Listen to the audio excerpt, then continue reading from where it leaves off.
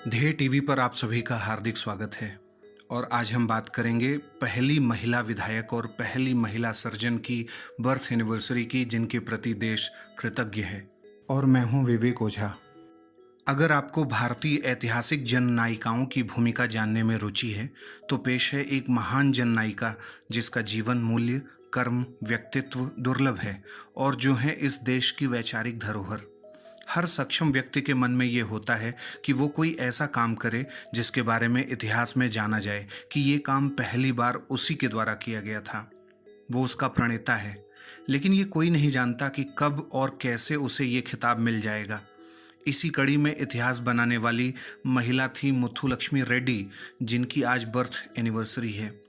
मुथुलक्ष्मी रेड्डी भारत की पहली महिला विधायक होने के साथ साथ देश की पहली महिला सर्जन भी थीं।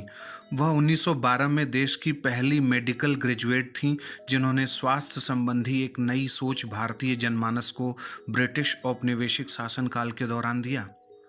महान शिक्षाविद और समाज सुधारक रही मुथुलक्ष्मी रेड्डी का जन्म 30 जुलाई 1886 को तमिलनाडु में हुआ था और मद्रास के मेडिकल कॉलेज में प्रवेश लेने वाली वे पहली महिला छात्रा थीं। मुथुलक्ष्मी ही लड़कों के स्कूल में दाखिला लेने वाली देश की पहली महिला थीं। इन्होंने मद्रास विधानसभा में काम करते हुए शादी के लिए तय उम्र को बढ़ाने की मांग की। 1927 में मद्रास लेजिस्लेटिव काउंसिल से देश की पहली महिला विधायक बनने का गौरव इन्हें ही हासिल हुआ। पुद्दुकोट्टाई तमिलनाडु में जन्मी इस महिला ने अपने आसपास सामाजिक रूप से विकलांग व्यवस्था को पाया। बाल विवाह का जादू सर चढ़कर बोल रहा था। देवदासी प्रथा का भी बोलबाला था।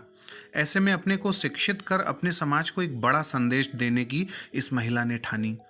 पुद्दुकोट्टाई के राजा मार्तंड भैरवा थोंडामन ने सारे रूढ़ि रिवाजों और विरोधों को दरकिनार करते हुए उन्हें पढ़ने की अनुमति दी थी।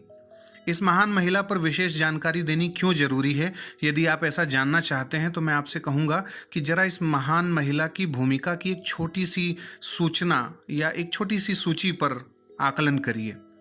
स्त्री धर्म नामक पत्रिका की संपादक, 1935 तक all Asian conference of women की चेयरमैन, चिल्ड्रन एड सोसाइटी की पहली एक्टिव ऑनरेरी सेक्रेटरी और ऑर्गेनाइजर, 1918 में गठित विमेंस इंडियन एसोसिएशन की संस्थापक सदस्य, मुस्लिम लड़कियों के लिए पृथक हॉस्टल का निर्माण, हरिजन गर्ल्स इंस्टीट्यूट को छात्रवृत्ति प्रदाता की भूमिका, विवाह की न्यूनतम आयु कम से कम 21 वर्ष करने की बात, एंटी पोलीगैमी बिल को ले आने वाली, कस्तूरबा हॉस्पिटल में अपनी सेवा देने वाली, 1926 में पेरिस में इंटरनेशनल कांग्रेस ऑफ वुमेन में भारतीय प्रतिनिधिमंडल के सदस्य के रूप में सहभागिता आदि न जाने ऐसी कितनी ही भूमिकाएं थीं जिनका मुथुलक्ष्मी रेड्डी ने बखूबी निर्वहन किया था।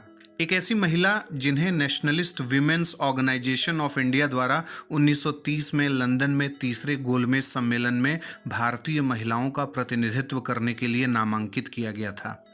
एक ऐसी नेतृत्वकर्ता जिन्हें 1932 में शिकागो में वर्ल्ड विमेंस कांग्रेस में भारतीय महिलाओं के प्रतिनिधित्व के लिए मनोनीत किया गया था।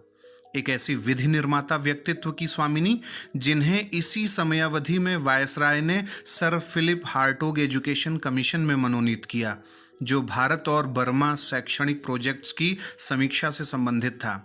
इससे भी बड़ी भूमिका की बात करें तो 1930 में गांधी जी द्वारा नमक सत्याग्रह की शुरुआत के साथ ही मुथुलक्ष्मी ने मद्रास विधानसभा और उपसभापति के पद से इस्तीफा भी दे दिया था। बाल विवाह का मुथुलक्ष्मी ने पुरजोर विरोध किया और अपने माता पिता को उन्हें शिक्षित करने के लिए राजी किया। बच्चियों के साथ होने वाले उत्पीड़न के खिलाफ भी उन्होंने आवाज बुलंद की। मुथुलक्ष्मी में एक महान महिला अधिकार कार्यकर्ता और स्वतंत्रता सेनानी सक्रिय था। इन्हें अपनी मेडिकल ट्रेनिंग के दौरान एक बार कांग्रेस नेता सरोजनी नायडू से मिलने का मौका मिला। बस यहीं से उन्होंने महिलाओं के अधिकारों और देश की आज़ादी के लिए लड़ने की कसम खा ली।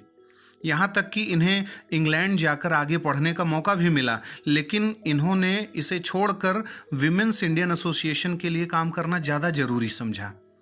साल 1954 में अडयार कैंसर इंस्टीट्यूट बनवाकर इन्होंने मद्रासी समाज को वरदान दिया।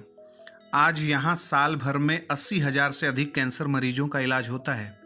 उनके इस योगदान को ध्यान में रखते हुए 1956 में समाज के लिए किए गए कार्यों के लिए उन्हें पद्म भूषण अवार्ड से भी सम्मानित किया गया।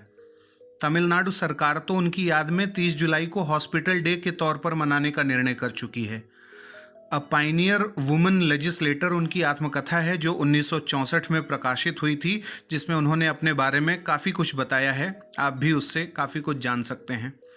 उन्होंने अपनी एक अन्य पुस्तक My Experience as a Legislator में अपने अनुभवों और कार्यप्रणाली के बारे में बताया है। इसी माह 22 जुलाई को ही उनकी पुण्यतिथि थी, डेथ एनिवर्सरी भी थी और आज उनकी बर्थ एनिवर्सरी है। ऐसी महान गुणों से सुसज्जित महिला का पावन स्मरण आज के दिन जरूरी है, जिससे हम सभी अपने जिम्मेदारियों से एक नए ऊर्जित भाव से जुड़ सकें। और ध्येय आईएएस ऐसी महान महिला को शत शत नमन करता है। अब बारी है आज के सवाल की। आपको बताना है कि मुथुलक्ष्मी रेड्डी की आत्मकथा का क्या नाम है। और इसके साथ ही आप हमें कमेंट बॉक्स में अपने अनुभव बता सकते हैं कि यह प्रोग्राम आपको कैसा लगा, मुथुलक्ष्मी रेड्डी के बारे में जो जानकारी आपको दी गई वो कैसी लगी। धन्यवाद।